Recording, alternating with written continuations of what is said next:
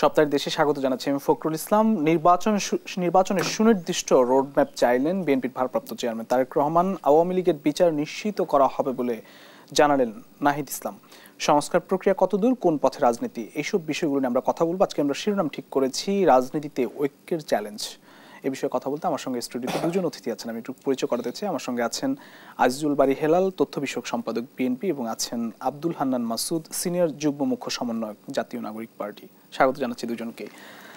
শুরুতে জনাব আজিজুল বারী হেলাল, আপনাকে দিয়ে শুরু করি। নির্বাচনের সুনির্দিষ্ট রোডম্যাপ চেয়েছেন বিএনপির ভারপ্রাপ্ত চেয়ারম্যান, সরকারের উদ্দেশ্যে বলেছেন। তিনি বলছেন স্থানীয় সরকার নির্বাচন আগে হলে স্বৈরাচার পুনর্বাসিত হতে পারে। বিএনপির বক্তব্য স্পষ্ট, নির্বাচন ও সংস্কার ইস্যুতে সরকার এবং বিএনপির সঙ্গে কি কোনো দূরত্ব তৈরি হচ্ছে কিনা? ধন্যবাদ। দেখেন, ঐক্যমতের জায়গায় আমাদের বর্তমান অন্তর্বর্তীকালীন সরকারের সাথে বিএনপির কোনো দূরত্ব তৈরি হওয়ার কোনো সুযোগ নেই। কারণ দেশের যে গণ অভ্যুত্থানটি হলো, আমরা সবাই তাকে সমর্থন দিয়ে এই অন্তর্বর্তী সরকারটা প্রতিষ্ঠা করলাম। এবং এখন সংস্কার বা রাষ্ট্র মেরামতের যে বক্তব্যটি আমরা সেই 2016 সাল থেকে দিয়ে এসছি, 5ই আগস্ট 24 সালের পরে যারা বলছেন, আমরা সবাই এই সংস্কার বা রাষ্ট্র মেরামতের যে বিষয়টা, আমরা কিন্তু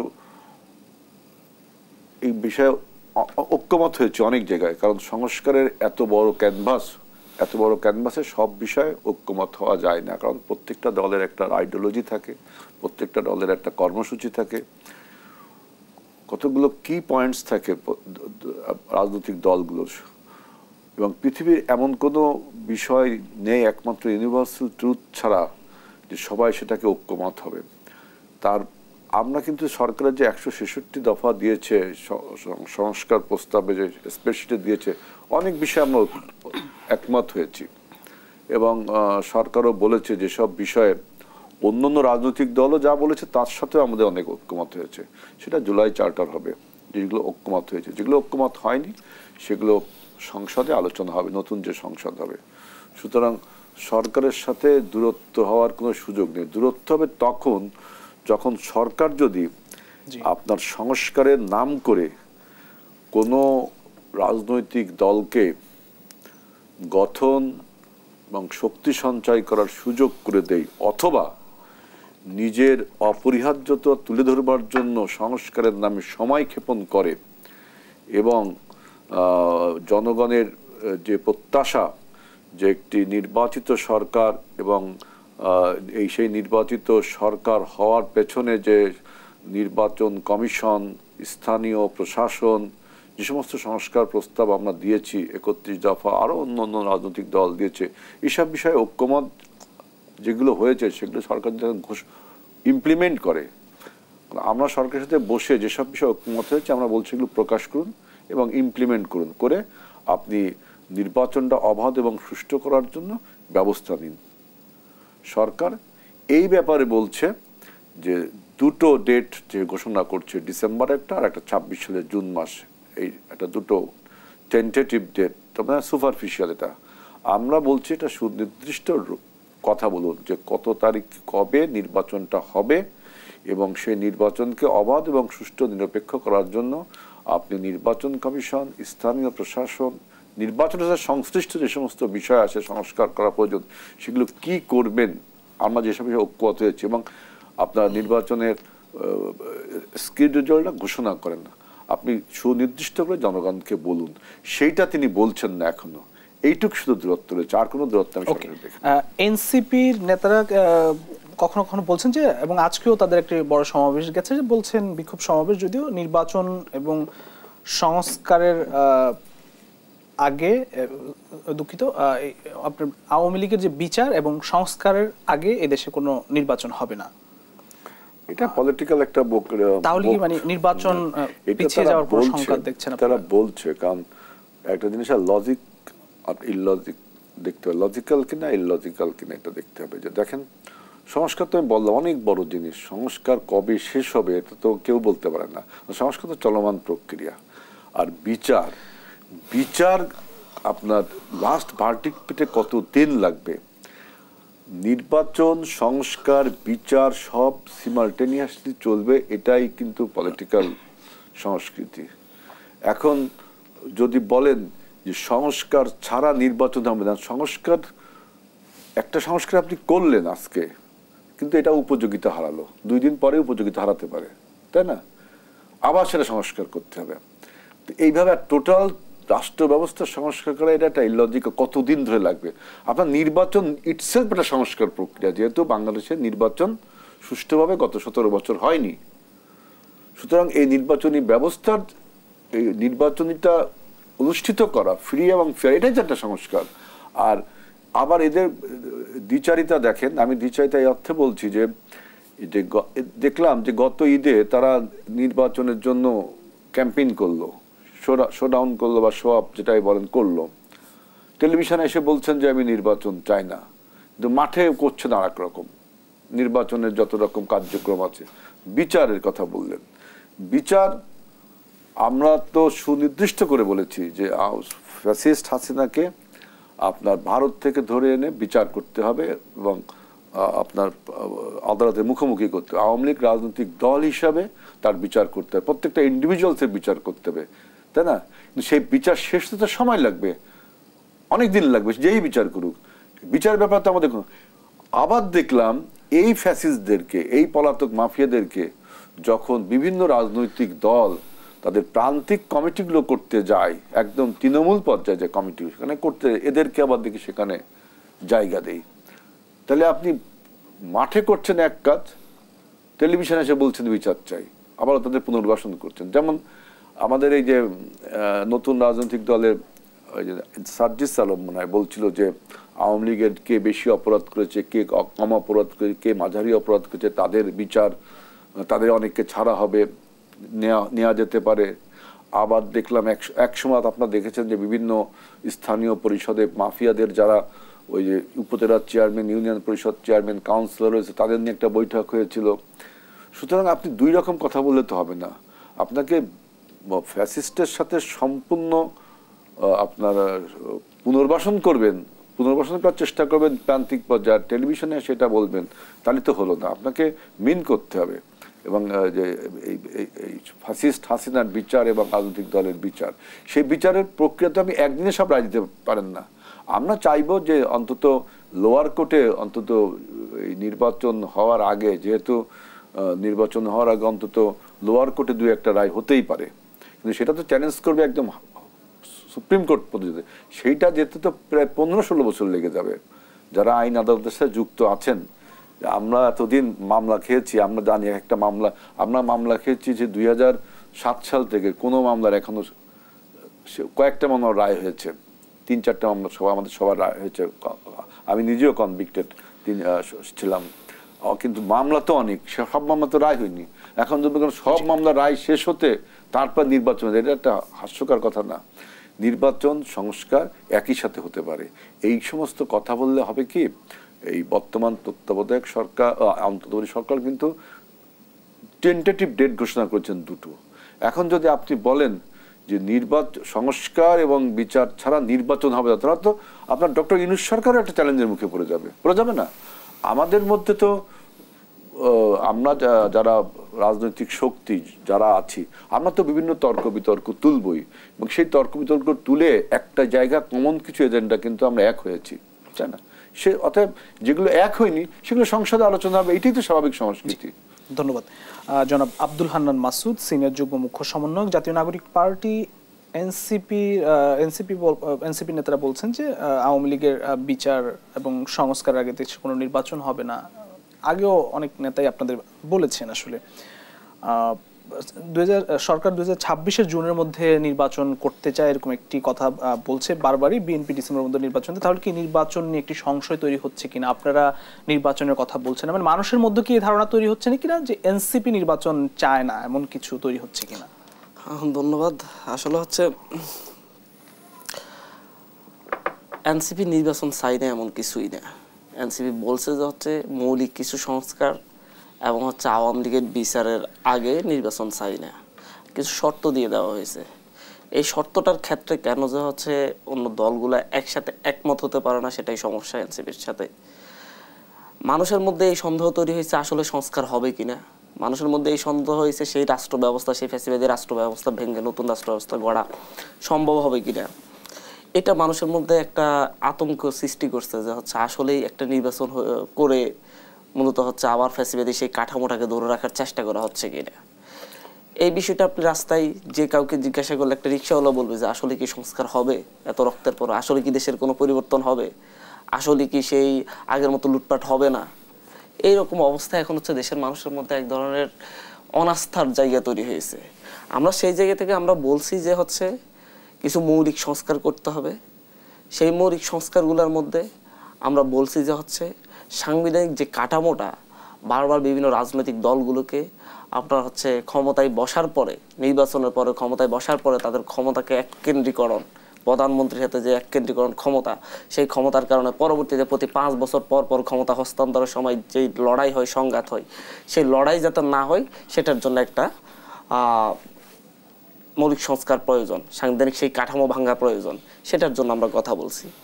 আমরা বলছি যে হচ্ছে বাংলাদেশের যে প্রতিষ্ঠানগুলো মূলত হচ্ছে ফ্যাসিবাদী কাঠামোটাকে টিকিয়ে রাখছে দিনের পর দিন, বছর পর বছর, 54 বছর ধরে যেই ফ্যাসিবাদী কাঠামোটা আপনার হচ্ছে যে প্রতিষ্ঠানগুলো একটি গণতান্ত্রিক কাঠামো এই দেশে প্রতিষ্ঠিত করতে দেয়নি, বারবারই একটা নির্দিষ্ট সরকারকে, নির্দিষ্ট দলকে যখন যে ক্ষমতায় আছে তাকে শক্তিশালী করেছে।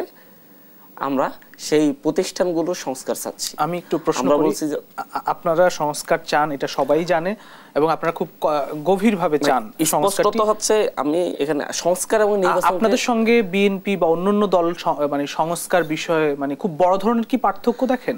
আমি শেষ করি এখানে। আমরা এখানে বারবার লক্ষ্য করছি হচ্ছে নির্বাচন এবং সংস্কারকে মুখোমুখি দাঁড় করানোর চেষ্টা করা হচ্ছে। মনে হয় যেন নির্বাচন ছাড়া কোনো সংস্কার সম্ভব না, তেমন বড় সংস্কারগুলো সম্ভব না। আবার হচ্ছে মনে হয় যেন যে হচ্ছে সংস্কার ছাড়া নির্বাচন সম্ভব না। আমরা দুইটাকে এক পাল্লায় মাপি না। আমরা বলি যে হচ্ছে মৌলিক কিছু সংস্কার অবশ্যই লাগবে। নির্বাচন এমনিতেই হইতে পারে, 14তেও নির্বাচন হয়েছে, 18তেও নির্বাচন হয়েছে, আপনার 24এও নির্বাচন হয়েছে, 2008 সালেও নির্বাচন হয়েছে। আপনি কি সেরকম নির্বাচন চান? আমাদের প্রশ্নটা হচ্ছে ওই জায়গায়। তখন আওয়ামী লীগকে ক্ষমতায় আনার জন্য একটা নির্বাচনী ব্যবস্থা সৃষ্টি করা হয়েছে 2007-08 সালে, 2 বছর মেয়াদী সেই তত্ত্বাবধায়ক সরকার এসে। আমরা তো এখনো সন্দেহ করছি যে এখনো নির্দিষ্ট একটি দলকে ক্ষমতায় আনার জন্য সেরকম একটা ব্যবস্থা তৈরি করা হচ্ছে কিনা, যার ফলে দিয়ে একচ্ছত্র আধিপত্য নিয়ে সরকারি রাষ্ট্র কাঠামোকে ভেঙে দেওয়া হবে। আমরা যেটা ভয় করছি সেই পরিবেশের কথা বলছি। কারণ আমরা লক্ষ্য করছি একটা নির্দিষ্ট দলের শুধু নির্বাচন নিয়েই চিন্তা ভাবনা, মূল সংস্কার আমরা যে মৌলিক সংস্কারগুলো বলছি সেই ক্ষেত্রে অনেক ক্ষেত্রে অনীহা। আমরা যে হচ্ছে সাংবিধানিক কাউন্সিলের কথা বলছি, যে হচ্ছে সেই সাংবিধানিক অনীহা দেখা বলছে যে হচ্ছে এই যে বড় রাজনৈতিক দল বিএনপি সহ অলরেডি সরকার পক্ষ থেকে কি কি সংস্কার চাই না সেটা প্রকাশ করেছে। আমরা ক্ষমতার ভারসাম্য চেয়েছি, আমরা হচ্ছে প্রধানমন্ত্রীর ক্ষমতার ভারসাম্য চেয়েছি। এখানে উল্লেখ করা হয়েছে যে প্রধানমন্ত্রীর ক্ষমতা কমানো হচ্ছে, আসলে প্রধানমন্ত্রীর ক্ষমতা কমানো হয় নাই। আমরা বলছি যে নির্বাচন কমিশনে যাতে প্রধানমন্ত্রী নির্বাচন কমিশন গঠনে এককভাবে হস্তক্ষেপ করতে না পারে, আমরা সেটা চেয়েছি। এটাকে আমরা সাংবিধানিক কাউন্সিলের হাতে দিতে চেয়েছি, যেটা গঠিত হবে প্রধানমন্ত্রী, বিরোধী দল নেত্রী, স্পিকার, রাষ্ট্রপতি সহ এবং হচ্ছে বিভিন্ন রাজনৈতিক ব্যক্তিত্বের সমন্বয়ে গঠিত হবে, যারা সকলে মিলে সিদ্ধান্ত নিবে। আমরা বলছি হচ্ছে দুদক গঠিত হবে, সেটা হচ্ছে দুদক গঠিত হবে সাংবিধানিক কাউন্সিলের মাধ্যমে। আমরা বলছি প্রধান বিচারপতি হতে হলে জ্যেষ্ঠতার ভিত্তিতে হইতে হবে, জ্যেষ্ঠতা বাদ দিয়ে করে হতে পারবে না। এরকম অনেকগুলা বিষয় আছে, যে বিষয়গুলোকে আমরা মূলত হচ্ছে আমরা পুলিশ কমিশন চাচ্ছি, যে পুলিশ কমিশনের মধ্য দিয়ে যাতে পুলিশ একটা নির্দিষ্ট দল যে ক্ষমতায় থাকে তার প্রতি লয়াল হয়ে যায় না। বিচারের কথা বলছেন, আওয়ামী লীগের বিচার, সেটি আসলে কি বিচারের পরে নির্বাচন হবে? যখন হচ্ছে এই মৌলিক বিষয়, আমরা কয়েকটি মৌলিক বিষয়ের জায়গা থেকে সংস্কার হলে আমরা যে কোনো সময় নির্বাচনে যেতে পারি। এর পাশাপাশি হচ্ছে দীর্ঘ 16 বছর ধরে বিএনপির যে অত্যাচার নির্যাতন আওয়ামী লীগ করেছে, আওয়ামী লীগ যেভাবে এই দেশের রাষ্ট্র কাঠামোকে দখল করে রেখেছে, যেভাবে 14, 18, 24 এই দেশের মানুষের ভোটাধিকার হরণ করেছে, আমাদের ভাইদেরকে কেন্দ্রে যেতে দেয় নাই, ওনারা নির্বাচন 18 সালে নির্বাচনে অংশগ্রহণ করেও ঘর থেকে বের হতে দেওয়া হয় নাই, এরকম একটা বিভীষিকাময় পরিবেশ তৈরি করছে। 2018 সালে রাতের ভোট করেছে। আমরা সেই সকল এমপি মন্ত্রীগুলার বিচার চাচ্ছি। আমরা মনে করি এই বিচার হওয়ার জন্য 14 বছর 16 বছর লাগবে না, কতদিন লাগতে পারে। আমরা মনে করি এই বিচার একটা আইনের মাধ্যমে আইন গঠন করে এই বিচারটাকে তাদেরকে নির্বাচন অযোগ্য ঘোষণা করা যেতে পারে। আমরা মনে করি তাদের জন্য বিশেষ আদালত আছে, বিশেষ আদালতের মাধ্যমে যেভাবে হচ্ছে জামাতটা তাদেরকে ফাঁসি দেওয়া হয়েছে, বিশেষ আদালত গঠন করে সেই আদালতে যদিও সেই নিয়ে বিচার ব্যবস্থা নিয়ে অনেক প্রশ্ন আছে, অনেক ধরনের এখানে অন্যায় কিন্তু সেটা 2 বছরের মধ্যে রায় হয়ে গিয়েছিল, 1.5 বছরের মধ্যে রায় হয়ে গিয়েছিল। আপনাদের মনে থাকবে 1.5 বছরের মধ্যে কাদের মোল্লা রায় হয়েছিল। এইভাবে হতে পারে, আমরা সেই প্রক্রিয়াতে যেতে বলছি। আমরা বলছি যে আপনি অতি দ্রুত আওয়ামী লীগের শীর্ষ নেতৃত্ব সহ যারা হত্যাযজ্ঞের সাথে সরাসরি জড়িত তাদের বিচারগুলো আসুক, এবং বাকিরা যে 300 এমপি করে 14, 18, 24 যে এমপি গুলো যারা এমপি হয়েছে তাদেরকে আইনের আওতায় নিয়ে আসুক, তাদের বিচারের মুখোমুখি করা হোক বিশেষ ট্রাইব্যুনাল করে। আমরা গুম খুনের যে বিচারটা, যে পরিমাণ গুম খুন হয়েছে তার বিচার চাচ্ছি। আমরা এগুলোর বিচার নিশ্চিত করেই আমরা পরে নির্বাচনের কথা বলছি। আমার তো আওয়ামী লীগের সাথে নৌকা প্রতীকের সাথে ইলেকশন করার আমার তো কোনো ইচ্ছা নেই। আমি জানি না বিএনপি আছে কিনা, জামাতের আছে কিনা, যারা এত অত্যাচার নির্যাতন করেছে। আমরা বলছি সেই আওয়ামী লীগকে নিষিদ্ধ করতে হবে যারা বাংলাদেশ প্রতিষ্ঠার পর থেকে কখনো রাজনীতি করে নাই, সবসময় সন্ত্রাসী কর্মকাণ্ড করেছে, দেশের মানুষকে জিম্মি করেছে, ভারতের কাছে দেশকে ইজারা দিয়েছে। সেই রাজনৈতিক দলের নিষিদ্ধ চাচ্ছি। সেই ব্যাপারে আমরা আমাদের অবস্থান স্পষ্ট করছি, বিএনপি অবস্থান স্পষ্ট করুক, জামাত অবস্থান স্পষ্ট করুক, সকলে তাদের অবস্থান স্পষ্ট করে বলুক হ্যাঁ আওয়ামী লীগকে নিষিদ্ধ করা চাই। আওয়ামী লীগের সাথে সেই সোর বাটপারগুলোর সাথে আমরা ইলেকশন করতে চাচ্ছি না, সেই ভোট সুরগুলোর সাথে আমরা ইলেকশন করতে চাচ্ছি না, সেই নৌকা প্রতীকের সাথে আমরা ইলেকশন করতে চাচ্ছি না। এই ঘোষণাটা সবার পক্ষ থেকে আসুক। এই 2টা বিষয় হলেই ইলেকশন যে কোনো সময় হতে পারে। এই 2টা বিষয় হতে 15-16 বছর লাগবে না। যেটা নিয়ে ভয় দেখছে ভাই, যেটা নিয়ে 15-16 বছরের কথা বলছে, আমার মনে হয় না 15-16 বছর লাগবে। এটা 6 মাস 1 বছরও সম্ভব। নিশ্চয় এই বিষয়ে নিশ্চয়ই জনাব আজিজুল বারী হেলাল স্পষ্ট করবেন যে আসলে আপনারাও কি এনসিপি যে বিষয়টি চায়, আওয়ামী লীগের বিচার, আওয়ামী লীগকে নিষিদ্ধ করা, এগুলোকে আপনারাও চান কিনা? আমি একটু বিরতি থেকে ফিরে এসে প্রশ্ন উত্তরটি নিতে চাই। প্রিয় দর্শক, সপ্তাহে দেশে নিচে একটা ছোট্ট বিরতি, ফিরছি একটু পর, সঙ্গেই থাকবেন। আরও একবার স্বাগত জানাচ্ছি। আমি একটু জনাব আজিজুল বারী হেলাল আপনার কাছে প্রশ্ন রেখেছিলাম যে আসলে বিএনপি কি ভাবছে এবং রাজনীতিতে সংস্কার এবং নির্বাচন ঘিরে কোনো ফাটল দেখেন কিনা? আমি তো বললাম সেটা। দেখেন একটা জিনিস, আপনারাই যে আমাদের যে তর্ক বিতর্ক হচ্ছে এটা নিয়ে অনেকে আশঙ্কা প্রকাশ করেন।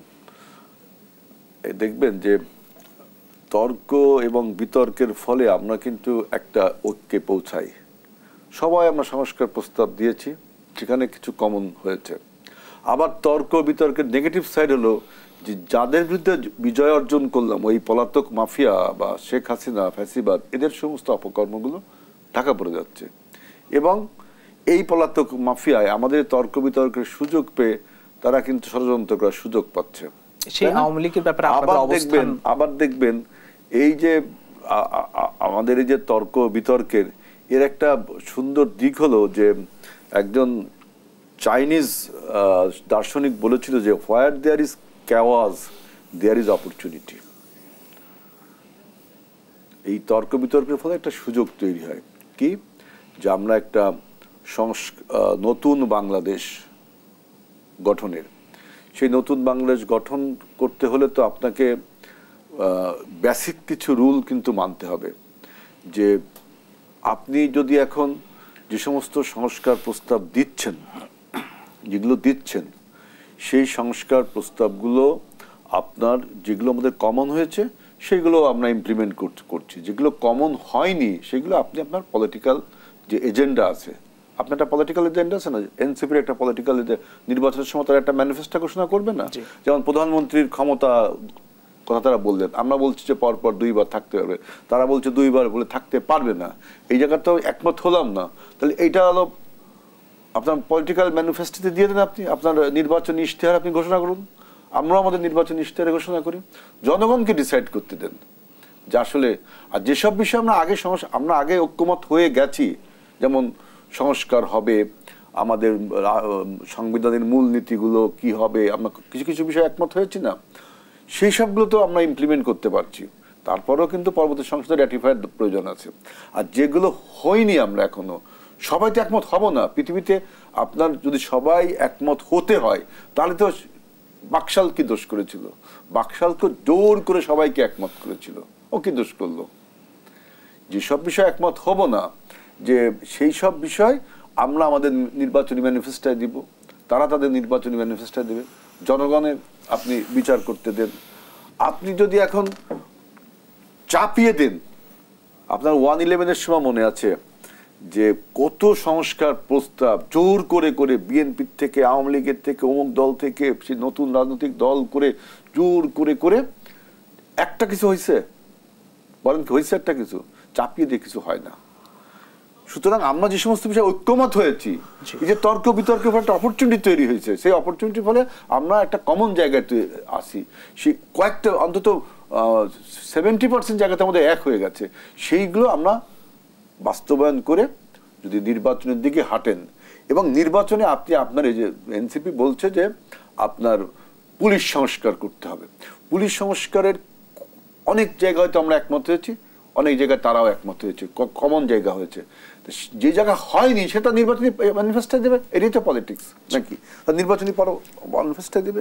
সেই জন্য আমি বলছি যে দেখেন যে এই যে ডিসরাপশন অ্যান্ড ইনস্ট্যাবিলিটি যেটা চলছে, এটা also create a new possibilities and chance for growth এটার মধ্যে রয়েছে। ধন্যবাদ। বুঝছেন জনাব আব্দুল হান্নান মাসুদ, বিএনপি বলছে যে মানবিক করিডোর ইস্যু এটি খুব বেশি আলোচিত, এবং সেই ইস্যুতে বিএনপি বলছে যে নির্বাচিত সংসদই সিদ্ধান্ত নিতে পারে। আপনারাও কি তাই মনে করেন কিনা মানবিক করিডোর ইস্যুতে? হ্যাঁ, এটা যদি বেশি জরুরি, আমরা মনে করি না মানবিক করিডোর দেওয়ার প্রয়োজনীয়তা আছে। আমরা এরকম মানবিকতা দেখিয়েছিল ফিলিস্তিন, তারপর ফিলিস্তিনের অবস্থা আমরা দেখতে পাচ্ছি। আমরা এরকম মানবিকতা আগে নিজের স্বার্থ দেখে, দেশের স্বার্থ দেখে তারপর আমরা মানবিকতা দেখাতে চাই, তার আগে না। আর মানবিক করিডোর দিতেই হলে দেশের সকল রাজনৈতিক পক্ষের সাথে আলাপ আলোচনার ঐক্যমতের ভিত্তিতে দিতে হবে। কোনো রাজনৈতিক সরকার শুধু সংসদে বসে এককভাবেও সেটা দেওয়া সম্ভব না, এটা দিতে পারে না।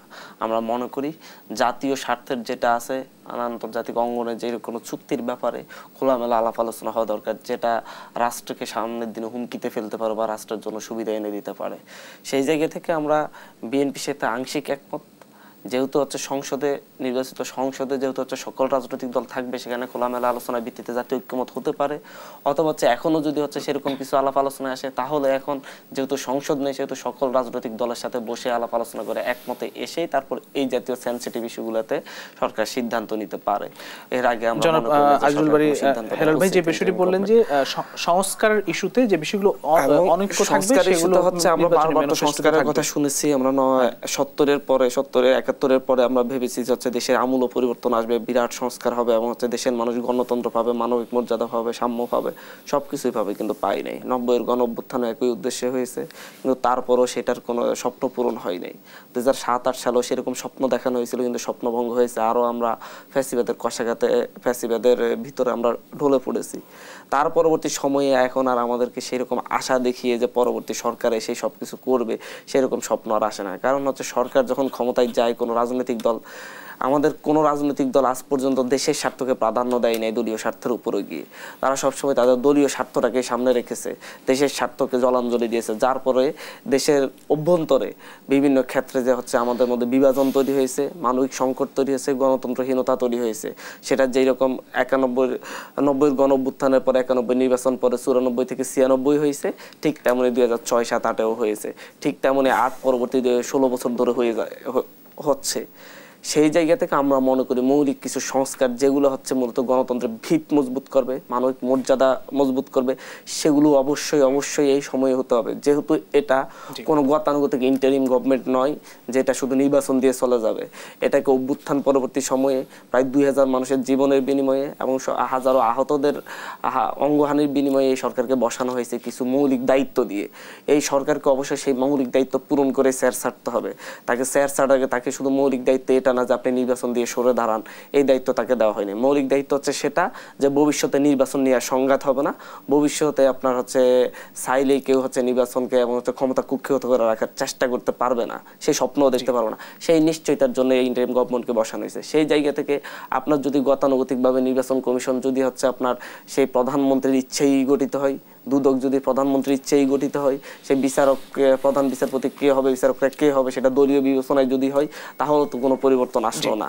আপনার এই জায়গাগুলোতে অবশ্যই আমরা বলছি সাংবিধানিক কাউন্সিল গঠন করার জন্য, সেখানে দেশের একটা ঐক্যমতের জায়গাগুলো হবে। ফিরতে চাই প্রিয় দর্শক, সপ্তাহের দেশে নিচে আরো একটি বিরতি, ফিরছি একটু পর, সঙ্গে থাকবেন। সপ্তাহের দেশে আরো একবার স্বাগত জানাচ্ছি। আমি জনাব আজিজুল বারী হেলাল আপনার কাছে আসছি যে জনগণের গণতান্ত্রিক ও রাজনৈতিক অধিকার প্রতিষ্ঠিত কতটা হয়েছে আপনার কাছে একটু জানতে চাই। প্রশ্ন করছেন জনগণের অধিকার প্রতিষ্ঠা জন্যই তো আমরা মানে একটি সংগ্রাম করি, ফ্যাসিস্টকে আন্দোলন করি। পতন হয়েছে। বক্তব্য হলো যে হান্নান মাসুদ যে আস্থার কথা বলছে,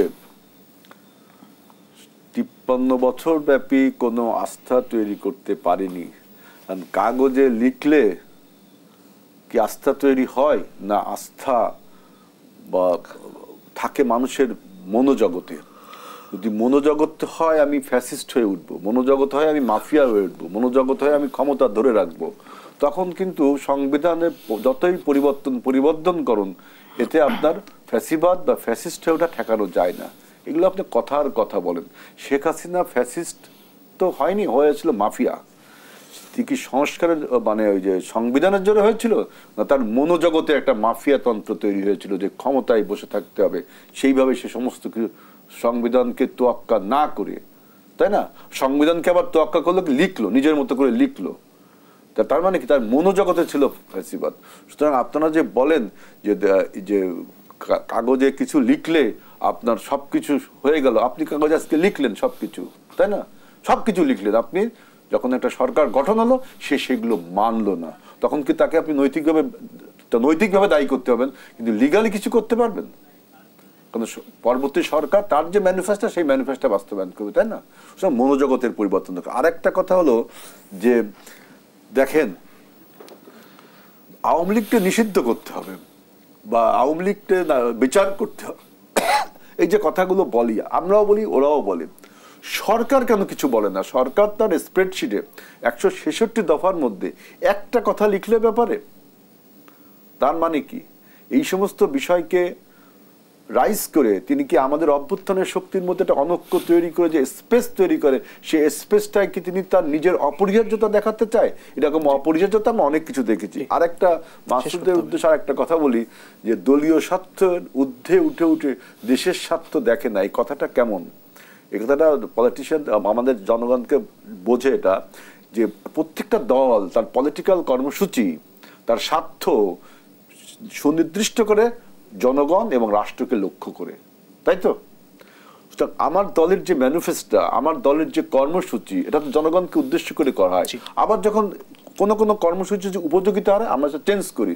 তার মানে কি আমরা দলীয় স্বার্থে কাজ করা মানেই তো কিন্তু রাষ্ট্রীয় স্বার্থে বা দেশের স্বার্থে কাজ করা। কারণ দেশের স্বার্থ যদি কোনো কর্মসূচি থাকলে জনগণ সেটা প্রত্যাখ্যান করে।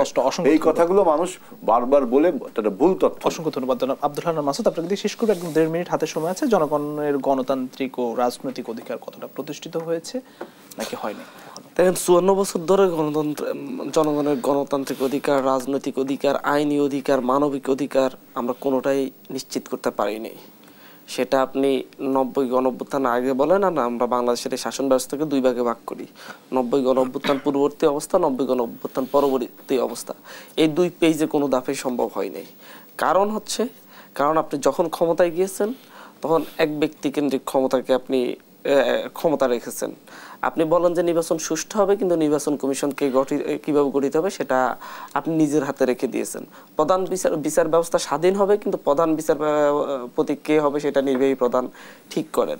এভাবেই মূলত হচ্ছে আমাদের এই দুদক স্বাধীন সংস্থায়, কিন্তু দুদকের প্রত্যেকটা কমিশন অধিকার প্রতিষ্ঠার পথে হাঁটছি আমরা। সুতরাং আপনি আগে কাগজে কিছু আইন করেন, যে আইন আপনাকে মানতে বাধ্য করবে।